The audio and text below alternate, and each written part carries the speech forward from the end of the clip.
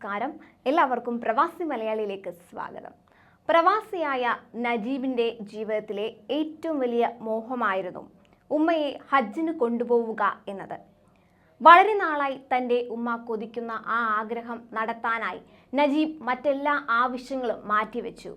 ഉമ്മയുടെ ആഗ്രഹം നടത്തുക എന്ന ലക്ഷ്യം മുറുകെ പിടിച്ച് അതിനുവേണ്ടി ആ മകൻ ചെയ്യേണ്ടതെല്ലാം കൃത്യമായി ചെയ്തു.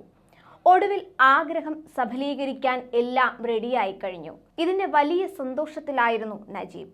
അതിൻ്റെ സന്തോഷം ഫോണിലൂടെ ഉമ്മയുമായി പങ്കുവെക്കുമായിരുന്നു.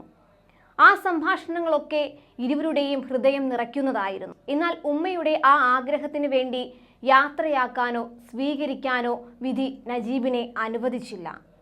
സൗദിയിൽ ഡ്രൈവറായ നജീബ് കഴിഞ്ഞ ബുധനാഴ്ച അപകടത്തിൽ മരണപ്പെടുകയായിരുന്നു. റിയാദ് വിമാനത്താവളത്തിൽ നിന്ന് ഈജിപ്ഷ്യൻ പൗരന്മാരുമായി അൽ അഹ്സയിലേക്ക് പോകുന്നതിനിടെയായിരുന്നു അപകടം സംഭവിച്ചത്. നജീബിന് പുറമെ യാത്രക്കാരായ 2 പേരും മരിച്ചു. ഇവർ ഡോക്ടർമാരായിരുന്നു. അപകടം നടക്കുന്നതിന് മുൻപ് ഉമ്മയെ നജീബ് വിളിച്ചിരുന്നു.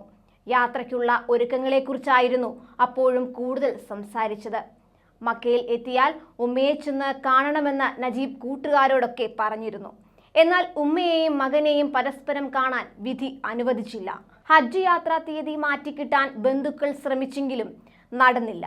നജീബിന്റെ മൃതദേഹം ഉമ്മ ഹജ്ജിന് തിരിക്കുന്നതിന് മുൻപ് നാട്ടിലെത്തിക്കാനുള്ള കൂട്ടുകാരുടെ ശ്രമവും പരാജയപ്പെട്ടു. എന്നാൽ മകന്റെ ആഗ്രഹം നന്നായി അറിയുന്ന ഉമ്മ കരൾ പിളരും വേദനയോടെയാണെങ്കിലും പ്രാർത്ഥനയോടെ നാട്ടുകാർ ആ ഉമ്മയെ ഹജ്ജിന് യാത്രയാക്കി. മകന്റെ മൃതദേഹം ഒരു നോക്ക് കാണാതെ ആ ഉമ്മ ഹജ്ജിനായി യാത്ര തിരിക്കുകയായിരുന്നു. കൂടുതൽ പ്രവാസി വാർത്തകൾക്കായി ഈ ചാനൽ സബ്സ്ക്രൈബ് ചെയ്യുക.